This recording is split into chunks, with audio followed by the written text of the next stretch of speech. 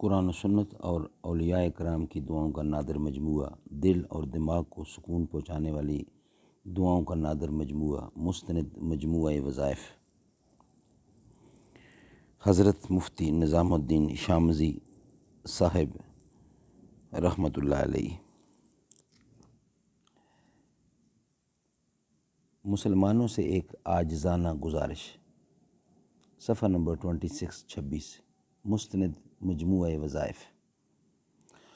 نحمدہ ونصلی علی رسولہ الکریم، بسم اللہ الرحمن الرحیم۔ مسلمانوں سے ایک عاجزانہ گزارش، ہر مسلمان مرد اور عورت کو چاہیے کہ وہ دین پر عمل کرنے میں اللہ تبارک و تعالیٰ کے حکم اور نبی کریم صلی اللہ علیہ وسلم کے طریقہ کو اپنائے۔ کوئی چیز کتنی ہی اچھی اور بھلی معلوم ہو، اس کے کرنے سے پہلے یہ دیکھ لے کہ یہ اللہ تبارک و تعالیٰ کا حکم یا اس کے نبی صلی اللہ علیہ وسلم کا طریقہ ہے یا نہیں۔ ہم نے اس کتاب میں دعاؤں کو لیتے ہوئے اس بات کی کوشش کی ہے کہ وہ دعائیں لی جائیں جو قرآن کریم سے اور حضور اکرم صلی اللہ علیہ وسلم سے ثابت ہے۔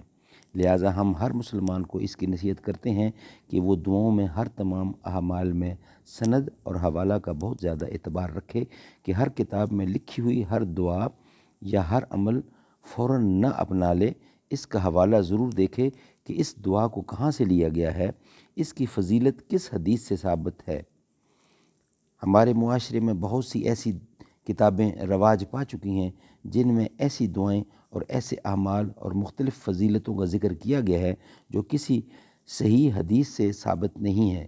لہٰذا اس کی تحقیق ضرور کرنی چاہیے اور حوالہ ضرور دیکھنا چاہیے، خصوصاً ایسی دعائیں جن میں شرک یا شرک کا شبہ پیدا ہونے کا خوف ہے یا یقین ہے۔ اللہ تبارک و تعالی ہم سب مسلمانوں کو حضور اکرم صلی اللہ علیہ وسلم کی سچی پیروی نصیب فرمائے اور جو طریقہ حضور اکرم صلی اللہ علیہ وسلم سے ثابت نہیں، اس سے بچنے کی توفیق عطا فرمائے۔